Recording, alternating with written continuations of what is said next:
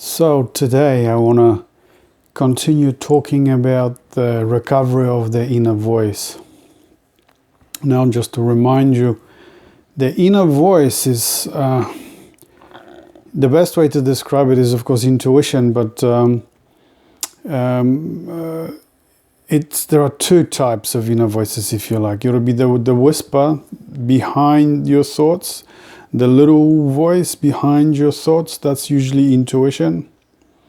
The ones that the louder voice would be your ego or your programming or your what you have heard on a radio or TV or read in the newspaper, or maybe someone gave you advice. But the little voice, that hiding behind it, will be the answer that you seek. That's your intuition. In the dreams, though, the inner voices are two types, you could say. There's the loud, commanding inner voice, in your dream, where it says, you should do this, and or you shouldn't do that, or go this way and don't go that way. It's really the same voice that is described, for instance, in the Bible when God speaks to someone, to a prophet, or even, to Moses on the mountain, and he was commanding. The angel when spoke to Moses through the burning bush. He was commanding. He didn't sound like love and light. Oh, dear Moses, can you do this or maybe this? No, he knew exactly what it wanted to say, and it said it, not mincing it words. It's a commanding, loud voice. In dreams, I'll give you an example with the commanding, loud voice. Is in a dream, in one of my dreams years ago, I finally made it in my dream to a large island, and there was a huge delegation already waiting for me. They were, prior to my arriving at that place, I worked really intensively with symbols, mythology of the mythology of origin, the mythology of the origin of cultures, let's say. There's a specific word, I can't think of it right now, for that type of mythological symbol. And what I found while I was doing this intensive work with symbols is that all myths of origin, of creation, are exactly the same. They just differently called in different cultures or different parts of the world. They're just tinted with geography and tradition, but they're exactly the same. And a huge, and I said to myself at that moment of realization, my intuition kicked in. I said, we are all one. This was the realization that we are all one. There's just we look different on the surface. We speak different languages, have different names, different religions, and different whatnot. Political affiliations, but below all that, below the surface of our programming, of our traditions, we are really just a single spirit or soul or energy that is just manifesting itself in numerous ways. So when I had that realization, I had a dream that night that I made it to the island. There was a huge group of people waiting for me there, and then a big voice said these words: this is where we are one, and there shouldn't be any further divisions. Now that's a really big voice. That's a commanding voice. It says, this is it, you've reached it, and there shouldn't be any more divisions. There's no more dividing myself from others, that I might be better or worse or whatnot. We are all in the same. We're all the same, just tinted with the tradition and geographical location. So that's the big voice, the commanding voice, like in the Bible or in my dream. Lots of people experience this big voice. Jung writes about it, and lots of poets experience this big voice, commanding voice. Now, the distinction is between the small voice and the big voice is that the small voice is just your own intuition whispering in the background. The big voice belongs to, you could say, in the old days it was called God, but that's your inner self, soul or spirit. But the spirit or soul does not really just belong to you. You are part of it, integrated in it. It's interconnected with everything. You could say, using the example of modern particle physics, where you have the quantum vacuum example, that we are within it. It is us, but we are also within it. Like fish in water, or right now we are in the air. You're breathing the air. It's part of you, but you're not separate from it, you see? But it's not just in you, but it's all around you. And everybody else is in the same situation.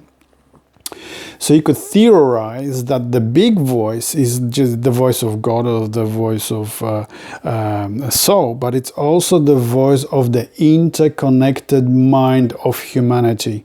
You could say you have access to the interconnected knowledge of everything that humanity has learned, and even more.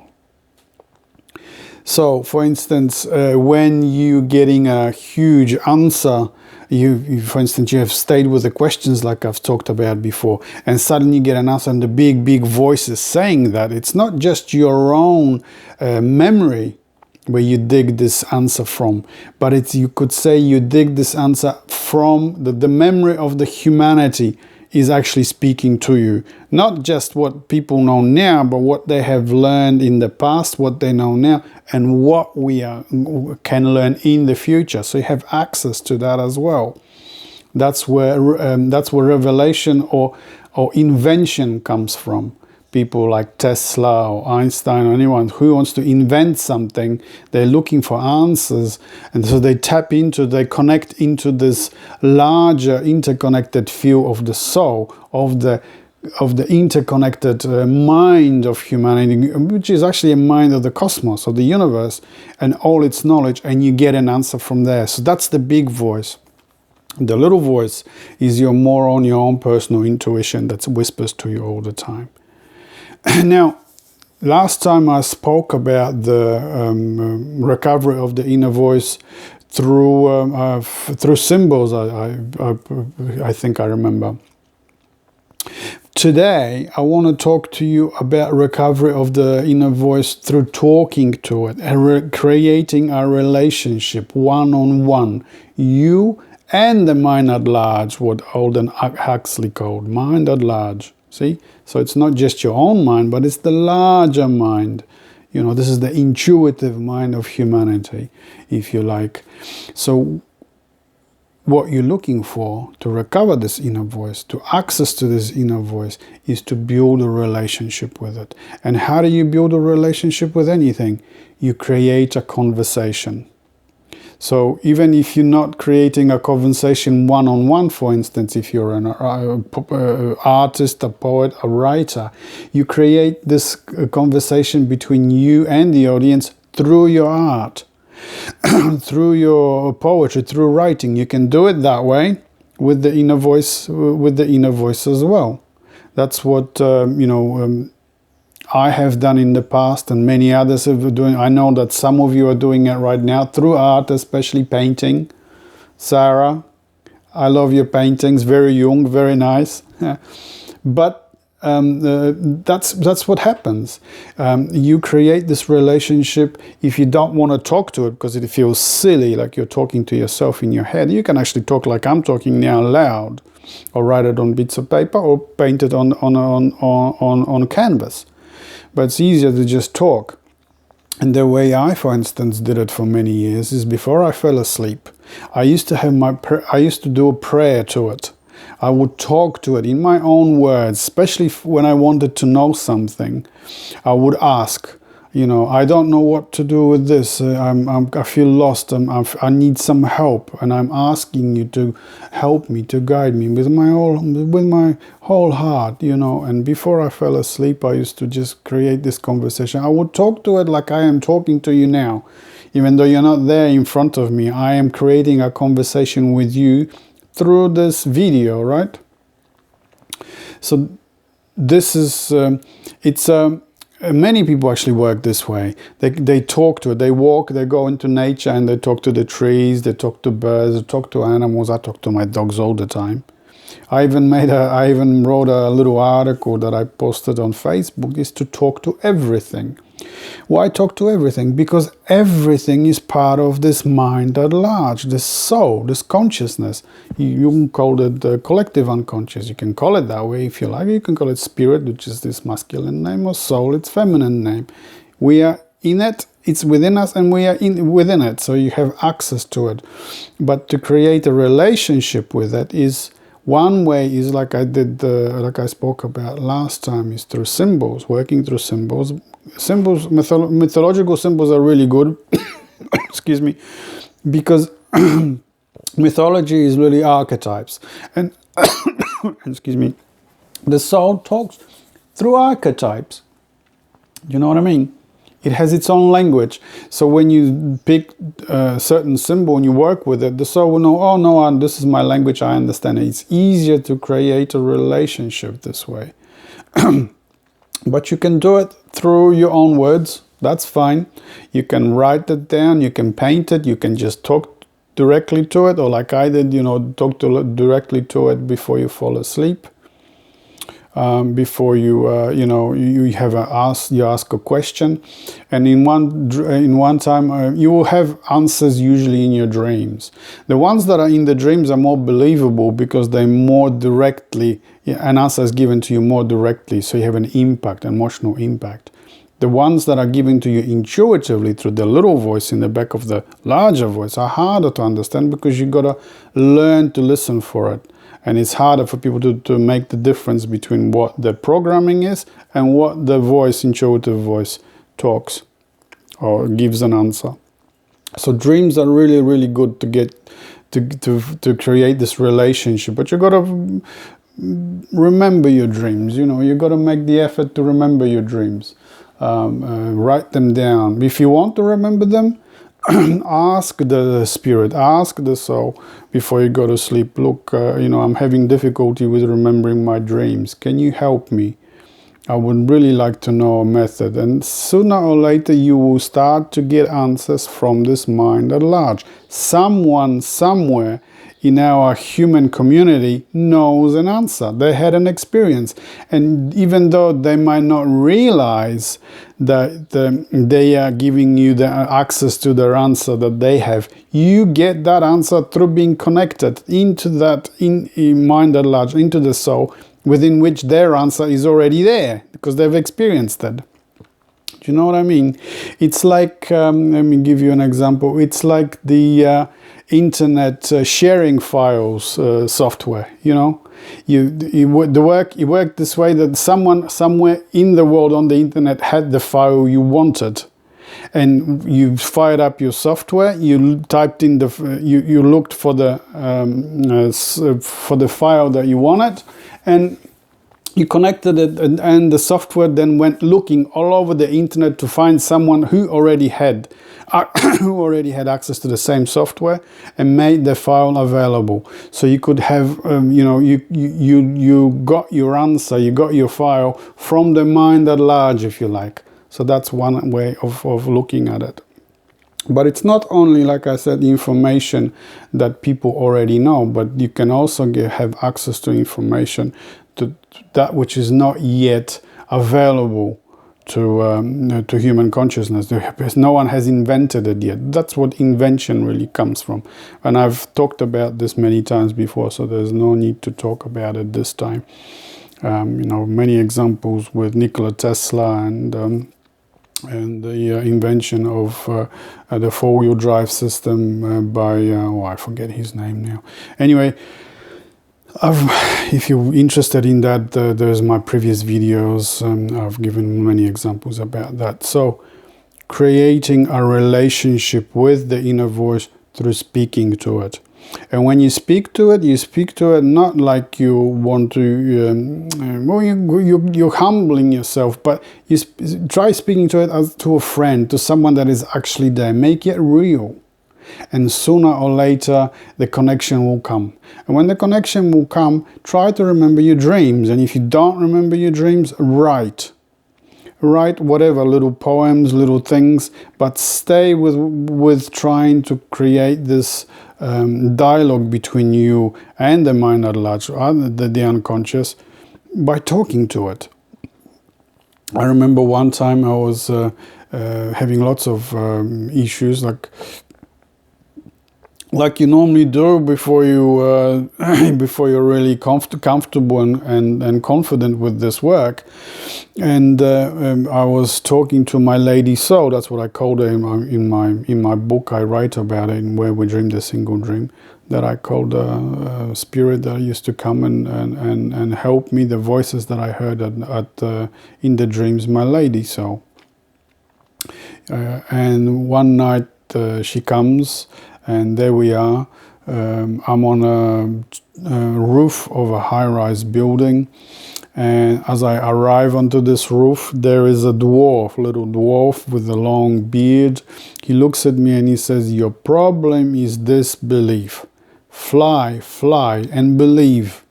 He was referring to my intuition. Trust your intuition. Go, work with it, and something will happen. You will get the answers you want. And I answered him, "Yes, you're right. I don't believe in my own inner voice. I don't believe in my own intuition." And I lifted off and flew off above the trees, above this and that, flying above the city. And I turned to my left, and what do you know? My lady soul was just flying next to me. She smiled and she said to me, "Marek, you don't have to be afraid of anything, because I'm always near you, always with you." So you see, when you create a dialogue with your inner self, with the soul, when you talk to it, it will talk to you back. And that's the wonderful thing, because your years and sometimes decades of work that you felt that and you're not getting anywhere because perhaps you didn't pay attention to this, or they didn't pay attention to your dreams, or you don't remember your dreams or your intuitions. But when you make a conscious effort to talk to it, to create a relationship, like you're talking to a friend, like you're talking to a lover. That's what poetry is. Most of mystic poets, whether it is Rumi, or whether it is Kabir or Rabia of Basra, they were talking to this mind at large, to this unconscious, to God, as if it was its lover, my beloved.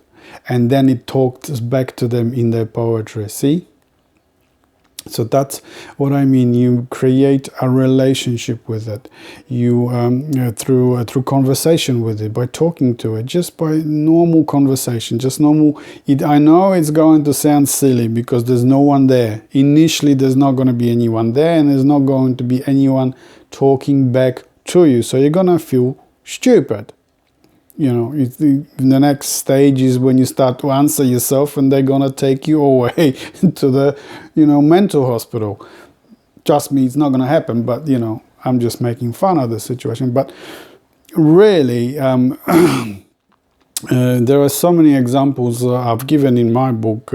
So many examples where I did talk and I did get answers, and not only answers, but there were actually a conversation between me and the mind at large. You don't need to have start a relationship just for the sake of knowing things or having wisdom or your discoveries or anything else, or when am I going to find my partner, when am I going to get married, or when am I going to win the lotto. You don't need to create a conversation just to get answers. You can also create a conversation just for the sake of a relationship.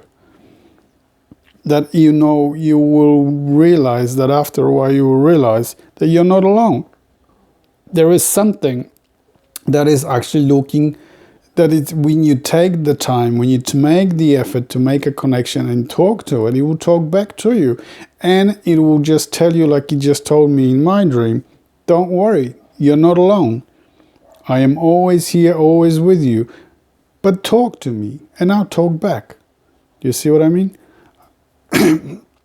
And if you need to, I will help you to remember your dreams if you're having problems. And if you need to, I will help you trust your own intuition if you need. And if you're having health troubles, I will help you to find an answer for that too.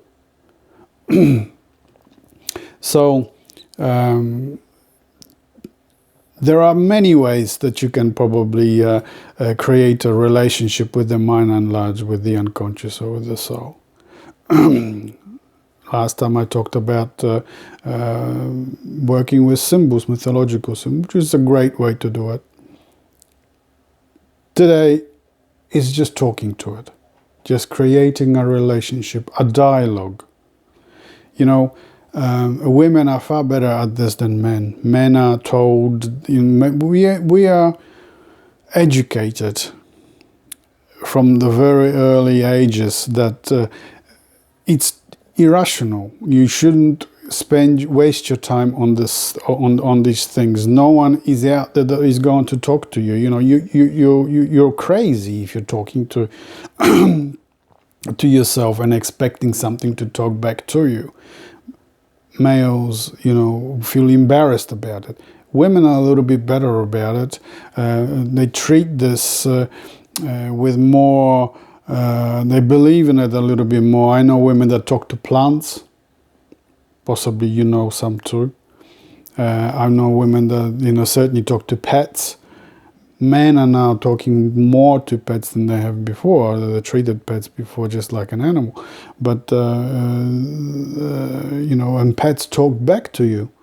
You got to learn to listen, but they will talk back to you. You know, talking to birds, for instance, talking to wild birds. I wrote a story a few years ago on one of my morning walks, and there was a lady standing there and talking to a wild magpie, and the magpie was sitting on a fence, was answering her, and she would say a few words, and the magpie would answer. Then she would give it more compliments. There are magpies just outside my door. He wants something to eat because it's really cold now. So they come and I feed them. So just outside the door, he's just having some roast chicken as we speak. Yeah, and she would answer him, say a few words, and the magpie would answer her, singing something, you know. Nature is like this. This is the other important aspect of the feminine, divine feminine, what's called feeling. And feeling is building relationships. You see? The divine feminine, using, for instance, Jung's functions, there are four. There is sensation, thinking, feeling, and intuition. The sensation and thinking, the first two, are masculine. So there's your materiality and intellect. The other two, the two that are really missing in our society, are the feminine. This is feeling and intuition. Feeling is relationship. So for women are more of the feeling and intuitive type. Men are more of the materiality and the intellect type. Of course, this is just a generalization, but you know, you can tell that women are far more easier build relationships than men. We tend to it takes us a while to trust somebody, whereas women usually have a larger circle of friends and girlfriends. And intuition is the hardest of them all, because we have been taught to ignore intuition. It's something too irrational. You know, there are no inner voices, there are no dreams that give you answers, and so on. So anyway, today, and then that's going to be enough. I think I've talked for quite a while. So, you know, just building a relationship. This is the other more important aspects of the feminine divine. You know, the core of the feminine divine is intuition. The other is feeling or building relationships. So this is what you want to do, to build a relationship with the inner voice, and the inner voice will come. I promise. See you next time.